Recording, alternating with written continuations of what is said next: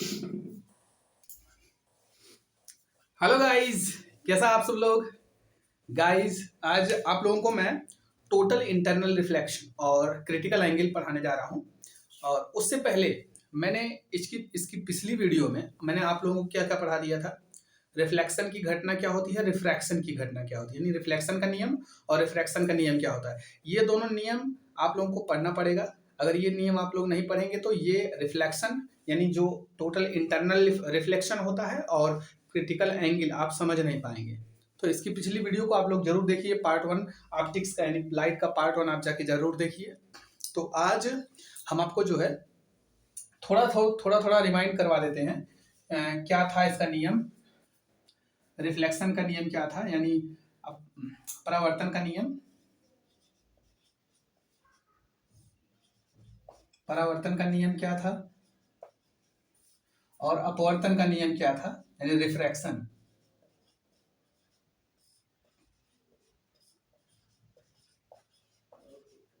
ठीक है।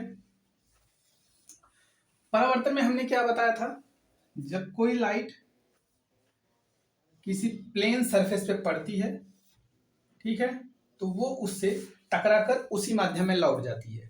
ठीक है।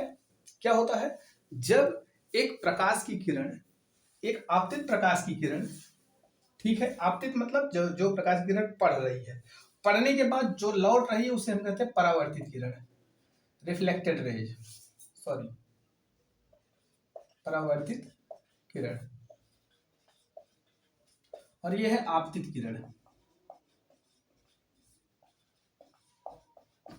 जो पड़ रही है उसे आपतित कहते हैं, जो पढ़ के वापस लौट रही है उसे परावर्तित, जैसे इसको नॉर्मल बोलते हैं, नहीं अभिलंब। अभिलंब। परावर्तन का नियम क्या होता है कि जब कोई किरण, ठीक है, परावर्तक तल से टकराकर वापस उसी माध्यम में लौट जाती है, उसे हम कहते हैं परावर्तन, परावर्तन की घटना। ठीक है। परावर्तन का 3 नियम, पहला नियम हमने आपको बता दिया। दूसरा नियम क्या है, अभिलंब, नॉर्मल, नॉर्मल और आपतित किरण और परावर्तित किरण तीनों एक ही तल में होते हैं। ये दूसरा नियम है इसका। क्या दूसरा नियम था, आपतित किरण, अभिलंब और परावर्तित किरण तीनों एक ही तल में होते हैं। तीसरा क्या था, ये आपतन कोण आई और ये परावर्तन कोण आर, कोण आई बराबर कोण आर के होता है। यानी अगर ये 40 डिग्री है तो ये भी 40 डिग्री होगा। अगर ये 60 अंश के साथ आपतित हो रही है तो ये 60 अंश के साथ परावर्तित भी होगी। ये था परावर्तन का तीनों नियम। अब हमने अपवर्तन का नियम बताया था, अपवर्तन का 2 नियम बताया था। अपवर्तन में बताया था कि ये विरल माध्यम है यानी रेयरर मीडियम, विरल, और ये सघन यानी डेंसर मीडियम। ठीक है। और ये नॉर्मल था। हमने बताया था कि आपतित किरण, ठीक है, जब विरल माध्यम से सघन माध्यम में जाती है तो ये अभिलंब की तरफ, ये अभिलंब है नॉर्मल और ये आपतित किरण है। और ये जो अभिलंब की तरफ झुक गई है जो किरण, उसे कहते हैं अपवर्तित किरण। अपवर्तित किरण क्या है इसमें, अपवर्तन की घटना किसे कहते हैं, जब कोई किरण विरल माध्यम से सघन माध्यम में जाती है या सघन से विरल में जाती है तो वो क्या होती है, थोड़ा सा विचलित हो जाती है, अपने मार्ग से विचलित हो जाती है। ठीक है। अगर ये विरल से सघन में आ रही है तो अभिलंब की ओर झुकती है। अगर ये सघन से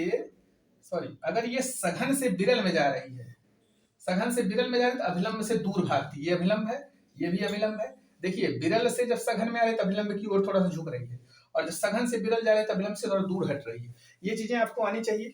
और दूसरा नियम इसमें मैंने क्या बताया था, दूसरा नियम हमने बताया था, दूसरा ये में देख लीजिए, रिपीट करवा रहे हैं, पढ़ा नहीं रहे हैं, ताकि आपको थोड़ा सा मालूम हो जाए, ताकि आप उसको लिंक कर पाओ।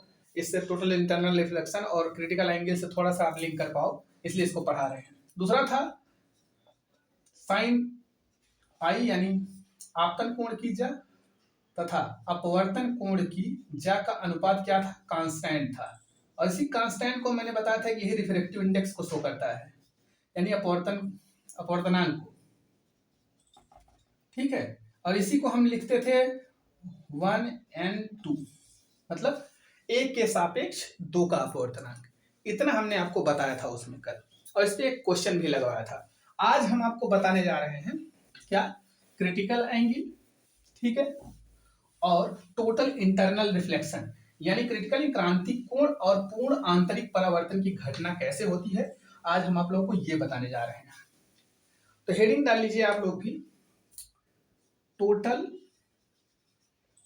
इंटरनल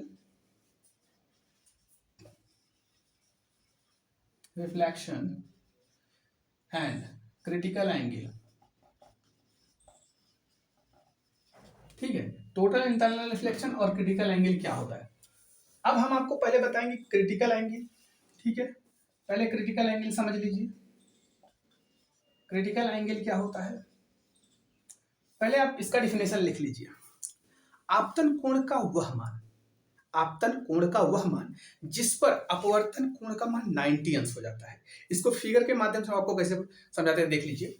जैसे क्या है, अब इसलिए हमने आपको अपवर्तन का नियम समझाया है ताकि आप इस पे लिंक कर पाओ। देखिए ये नॉर्मल है, जब इस पे हम कहते हैं ये विरल है और ये क्या है, सघन है।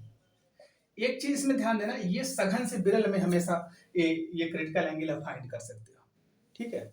और ये टोटल इंटरनल रिफ्लेक्शन क्या है कि जब हम सघन से विरल माध्यम में चलते हैं, ठीक है, क्या करते हैं, जब हम सघन से विरल में जाते हैं तो ये अभिलंब से दूर भागती है ना, यानी इसका इस कोण का मान अगर आप बढ़ाते चले जाएंगे, बढ़ाते चले जाएंगे, मान लीजिए अभी आपने इसका कोण इतना मान लिया, मान लो इसको 30 अंश मान लिया, तो यहाँ पे गई ये अभिलंब से दूर, इतनी दूर गई। फिर अगर आप थीटा का मान यहाँ बढ़ाते चले जाएंगे और कुछ ले लिए, 40 ले लिया, 35 ले लीजिए, 35 ले लिए तो यहाँ पे आ गई ना, तो फिर और थोड़ा सा और ले लीजिए, ठीक है, बढ़ाते चले जाइए। तो एक सिचुएशन ऐसा आएगा कि ये जो प्लेन सरफेस है, यानी ये जो परावर्तक तल है, ये जो है अपवर्तित किरणें इससे होकर गुजरेगी, यानी ये जो है नॉर्मल से 90 अंश का कोण बना लेगी, ठीक है। और वो जिस जिस आपतन कोण पर यह 90 अंश का कोण बना रही अपवर्तित किरणें, वही इसका क्रिटिकल एंगल होगा, वही इसको सी को व्यक्त करेगा।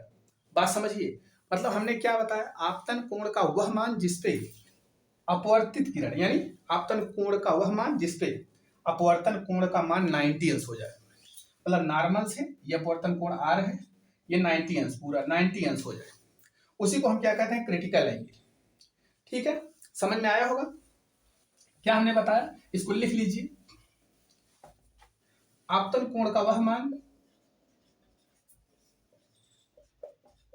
कोण का वह मान जिस पर अपवर्तन कोण का मान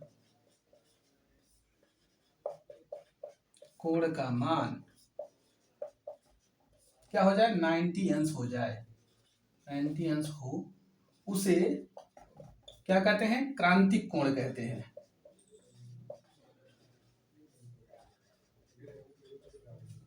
उसे क्या कहते हैं, क्रांतिक कोण कहते हैं, यानी क्रिटिकल एंगल कहते हैं, ठीक है।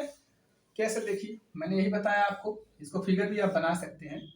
ये विरल, ये सघन, ये रहा मान लीजिए ये आई का मान है, ठीक है, ये आई है, और ये क्या हुआ, ये इसी पे आ गई, यानी यहाँ पे ये 90 अंश का कोण बना रहा अपवर्तन कोण।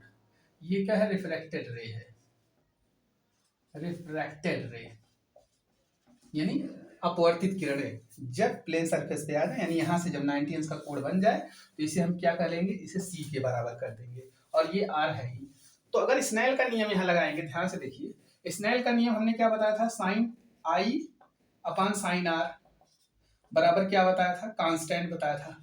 यहाँ आप ध्यान से देखेंगे, आपतन कोण आई बराबर सी है, यानी आई के स्थान पर साइन सी अपॉन आर, ये देखिए 90 अंश है, साइन आर यानी साइन 90 बराबर कांस्टेंट, और कांस्टेंट को हमने क्या बताया था, ये सघन से विरल जा रही है, 2 से 1 में जा रही है, 2 से 1 में जा रही है, तो इसको हम क्या लिख सकते हैं, 2n1, तो इसको साइन सी अपॉन साइन 90 का मान 1 होता है, बराबर 2n1, और 2n1 को क्या लिख सकते हो आप, 2n1 को लिख सकते हो 1/1n2, इतना लिख सकते हो आप।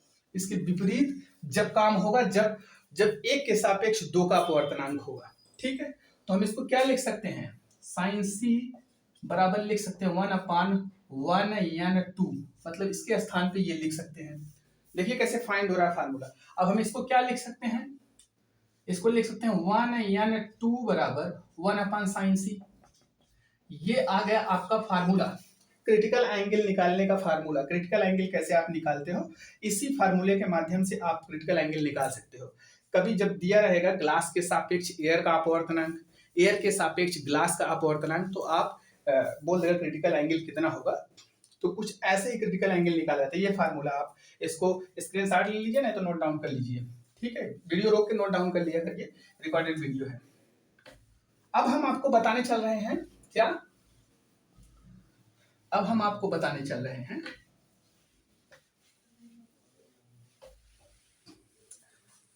टोटल इंटरनल रिफ्लेक्शन किसको बोलते हैं। टोटल इंटरनल रिफ्लेक्शन यानी पूर्ण आंतरिक परावर्तन। पूर्ण आंतरिक, नाम से ही पता चल रहा है क्या घटना होने वाली इसमें, आंतरिक परावर्तन। पूर्ण आंतरिक परावर्तन की घटना क्या होती है, इसमें क्या होता है कि सारी चीजें वही रहेंगी, नॉर्मल वही रहेगा, ये n है, इसमें सघन, विरल और सघन। इसमें क्या होता है कि पूर्ण आंतरिक परावर्तन की घटना कब होती है, जब सघन माध्यम से ना, जब सघन माध्यम से किरणें सघन माध्यम से ही वापस लौट आए, मतलब विरल माध्यम में इंटर न करे, पूरी तरीके से सघन माध्यम से ही लौट आए। ठीक है, तो यहाँ रिफ्लेक्शन की घटना यही होता है, जब माध्यम का चेंज ना हो, जिस माध्यम से गई हो किरणें उसी माध्यम में फिर वापस लौट आए, उसे ही रिफ्लेक्शन की घटना कहते हैं। लेकिन यहाँ क्या है कि विरल माध्यम में नहीं घुसी, अगर विरल माध्यम में घुस जाती, इसका 1-2% भी घुस जाती, तो पूर्ण आंतरिक परावर्तन कहाँ हुआ, यानी पूरा प्रकाश की किरणें जितना ये यहाँ पे टकराई, पूरा का पूरा सघन माध्यम में न जाके विरल माध्यम से ही वापस लौट आई, तो यहाँ पे क्या हो गया, टोटल इंटरनल रिफ्लेक्शन हो गया, मतलब पूरा प्रकाश की किरण वापस आ गई, टोटल इंटरनल रिफ्लेक्शन हो गया। ठीक है, पूर्ण आंतरिक परावर्तन की घटना यही, नॉर्मल है, और ये आपतित किरण है और ये परावर्तित है। इसको ये मत बोल देना कि अपवर्तित है, क्योंकि देखो जब माध्यम के अंदर जाके किरणों में थोड़ा सा डेविएशन होता है उसे हम अपवर्तित बोलते हैं, लेकिन ये तो माध्यम में गई नहीं दूसरे माध्यम में, तो इसी माध्यम में रह गई। बात समझ में आई, इसको परावर्तित बोलते हैं, परावर्तित किरण। क्या है ये परावर्तित किरण है।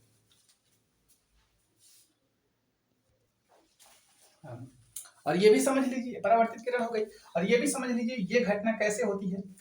ये तो हमारा रहा क्या, क्रिटिकल एंगल सी। हम क्रिटिकल एंगल से जैसे ही थोड़ा सा भी इसका मान बढ़ाएंगे, ये पूरी तरीके से अंदर ही रिफ्लेक्ट हो जाएगी, रिफ्लेक्टेड हो जाएगी, इधर अंदर नहीं जाएंगी। अब तक क्या था, इससे कम मान था तो ये चली जाती थी विरल माध्यम में थोड़ा सा, लेकिन जैसे जैसे मान बढ़ाते जाएंगे तो ये एक समय आएगा कि इस पे आ जाएगी, जिसको हम क्रिटिकल एंगल बोलते थे। लेकिन अगर थोड़ा सा और बढ़ा दिए तो ये अंदर ही क्या हो जाएंगी, यहाँ पे ही डेविएट हो, यानी मुड़ जाएंगी, ये अंदर से ही परावर्तित हो जाएंगे, उस मीडियम में जाएंगे ही नहीं। तो मतलब माध्यम के बिना चेंज हुए, ठीक है, किरणों का परावर्तित होना पूर्ण आंतरिक परावर्तन की घटना कहलाती है, और वो भी सघन माध्यम में, विरल माध्यम में नहीं। ठीक है, तो यही है पूर्ण आंतरिक परावर्तन की घटना। आपको समझ में जरूर आया होगा। अगर ये वीडियो आपको समझ में आया हो तो इसे लाइक करो, शेयर करो, सब्सक्राइब करो, और जो इस चैनल पे नए जुड़ रहे हो वो प्लीज इस चैनल को सब्सक्राइब करो। जहां भी ना समझ में आता हो कमेंट करो, ठीक है, और बेल आइकन को जरूर प्रेस करो ताकि इस वीडियो का नोटिफिकेशन आप तक पहुंचता रहे। ठीक है, धन्यवाद। आज के लिए बस इतना ही। आगे हम आप लोगों को दर्पण पढ़ाएंगे, ठीक है, गोली दर्पण। Thank you very much.